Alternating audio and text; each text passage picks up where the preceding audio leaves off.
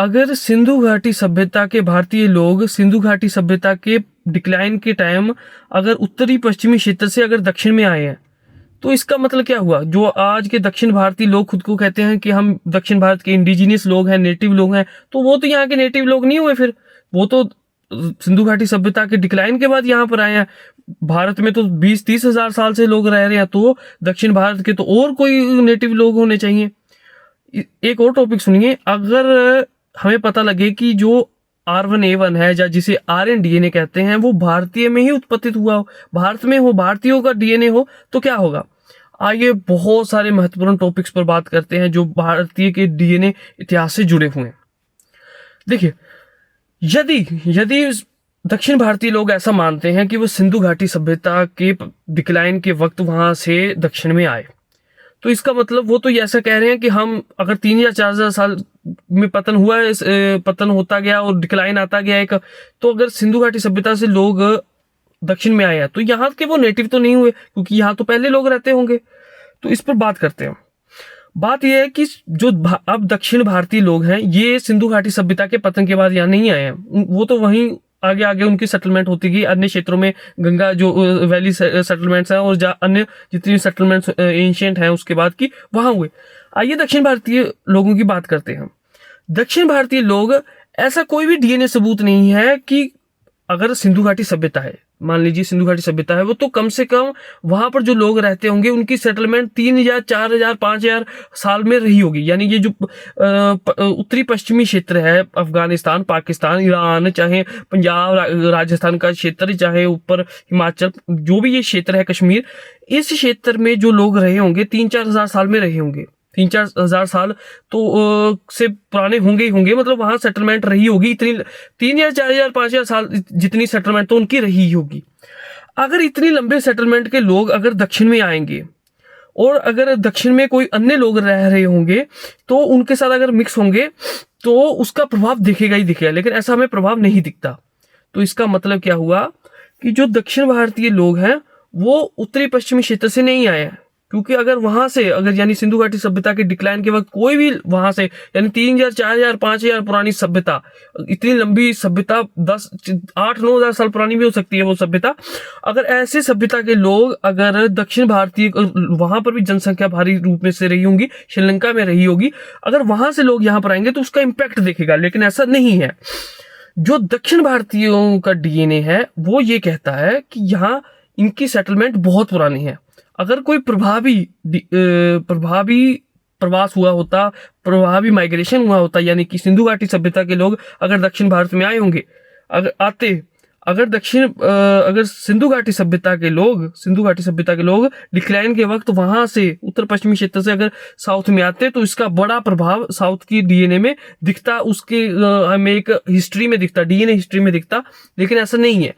जो दक्षिण भारतीय लोगों का डीएनए है वो डीएनए ज्यादातर बहुत ही एंशिएंट यानी कि 50-60 हजार साल पुराने डीएनए से है, और कुछ माइग्रेशन आज से 10 हजार साल के आसपास के कुछ माइग्रेशन है जो ये वेस्ट इंडियन सब कॉन्टिनेंट है, यानी कि पश्चिमी भारतीय उपमहाद्वीप यानी ईरान, अफगानिस्तान, यहाँ के क्षेत्र से बहुत पुराना माइग्रेशन, यानी कि जब ह्यूमंस ने बहुत ही फार्मिंग भी अभी थोड़ी थोड़ी सीखी होगी, कल्चर और संस्कृति की तो बात ही छोड़ दो, लैंग्वेज की तो बात ही छोड़ दो, तो वहां से जो लोग आए थे वहां ने दक्षिण भारतीयों का एक प्रमुख यानी कि बड़े डीएनए तो वो भी है, सब ग्रुप भी बहुत है, लेकिन एक बड़े ग्रुप का जो निर्माण किया वो निर्माण हुआ एक एंशिएंट डीएनए और एक ये जो आए यहाँ से भारतीय उपमहाद्वीप से यहाँ पर आए।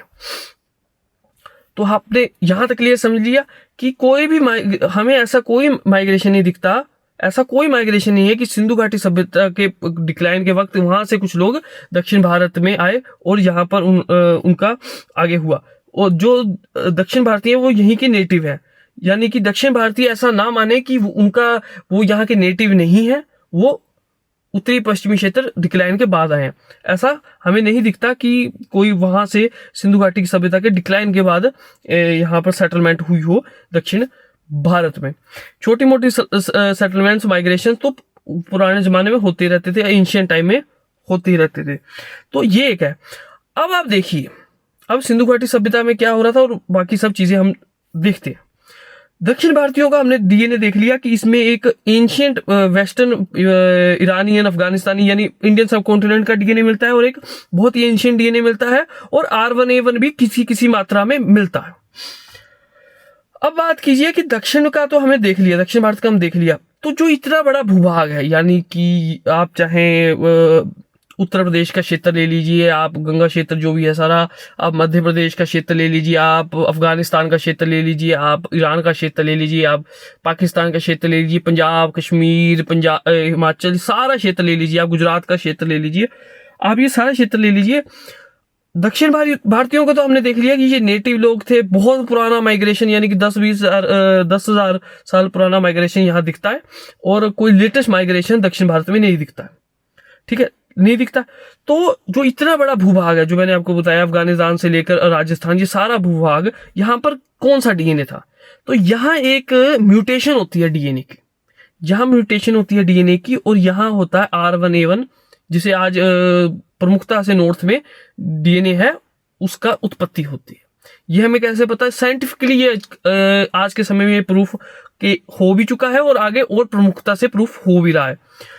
तो इसका मतलब क्या हुआ कि जो दक्षिण भारतीय थे वो यहाँ के दक्षिण भारतीय हैं, जो दक्षिण के नेटिव हैं, वो यहाँ रह रहे थे और एक लंबा कंटिन्यूएशन रहा इनका और उनमें वो डीएनए दिखता भी है। कोई बड़ा प्रवास उन पर हुआ हो, यानी कि सिंधु घाटी सभ्यता से कोई इनमें मिला हो, ऐसा नहीं दिखता। ये खुद सिंधु घाटी सभ्यता से यहाँ है, ऐसा भी नहीं दिखता कि कोई अलग सी 2 ब्रांचेस दिखती हैं प्रमुखता से, ऐसा भी कुछ नहीं है। जो दक्षिण भारतीय का है वो नेटिव है, वहां से रह रहे हैं। अब जो उत्तर भारतीय क्षेत्र है या ये पश्चिमी उत्तरी भारतीय क्षेत्र है, यहाँ जो रिसर्च सामने आ रही है कि यहाँ के जो नेटिव लोग थे, इनमें प्रमुखता से एंशियंट डीएनए, जो वेस्ट अपना नॉर्थ वेस्ट क्षेत्र है, यानी कि अफगानिस्तान, ईरान का, यहाँ का डीएनए पूरा मिक्स हो गया है और एक म्यूटेशन यहाँ उत्पत्ति हुई जिसे R1A1 कहते हैं। तो हमने ये देखा कि एक जो सिंधु घाटी सभ्यता के लोग थे वो R1A1 थे और इसके सबूत भी अभी मिल रहे हैं और मिल जाएंगे।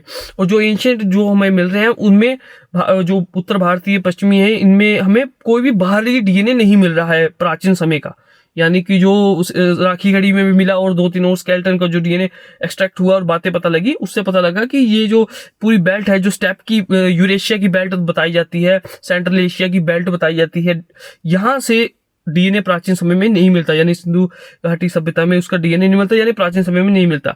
इसको ही सरल भाषा में और बड़े रूप में मैं आपको बता रहा हूँ कि R1A1 भारतीय उत्पत्ति है। पश्चिमी उत्तरी भारत में पंजाब, गुजरात, यही सारा अफगानिस्तान, यहाँ क्षेत्र में यहाँ का नेटिव है, यहाँ का इंडिजीनियस है।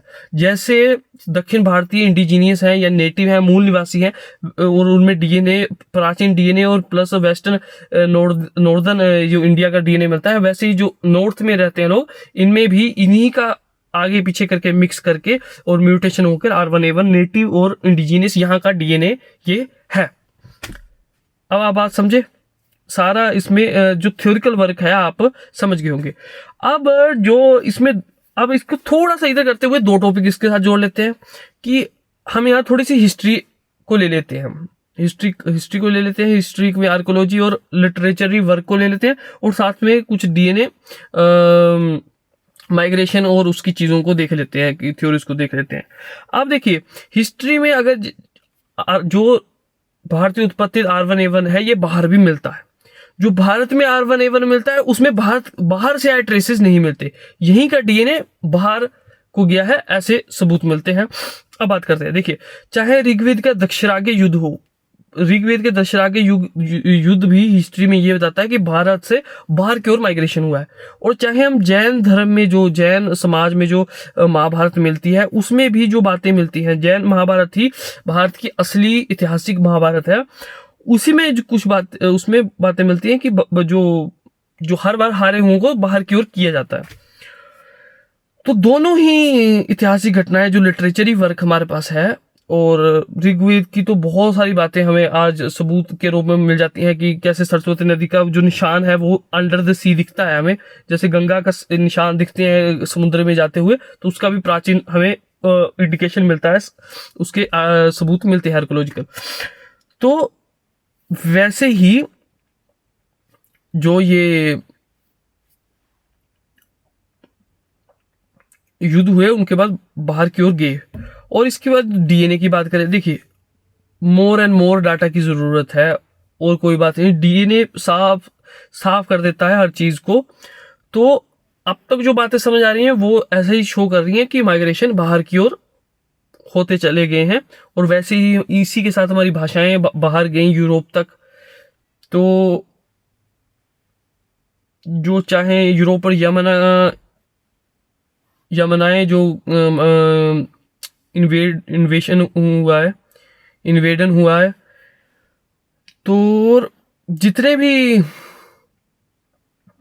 हमें सबूत अब मिलते जा रहे हैं उसी के साथ ये चीजें साबित होती जा रही हैं कि माइग्रेशन या इन्वेजन बाहर को हुआ।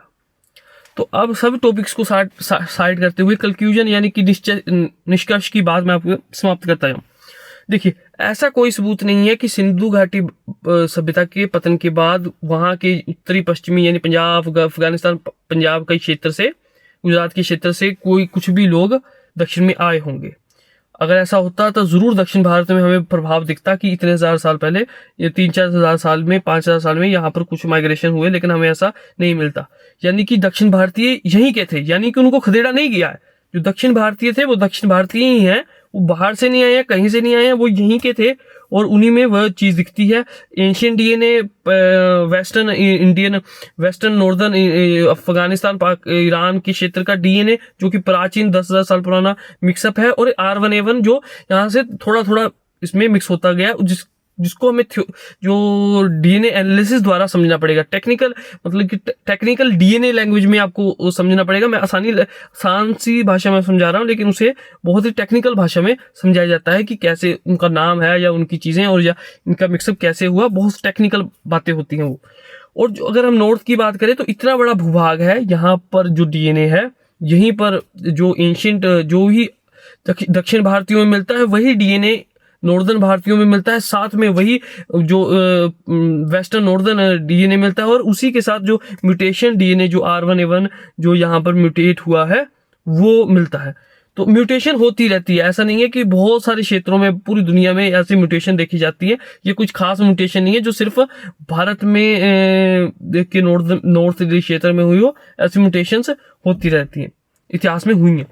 तो ये हमने जाना कि दक्षिण भारतीय ही है, वो सिंधु घाटी सभ्यता के पतन के बाद यानी है, ऐसा कुछ सबूत नहीं मिलता। और जब दक्षिण भारत में रह रहे थे तो एक बड़ा भूभाग था जहां पर एक अलग डीएनए R1A1 हुआ।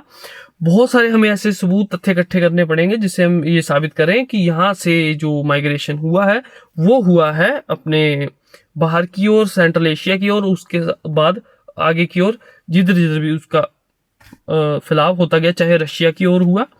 तो ये है सारा माजरा।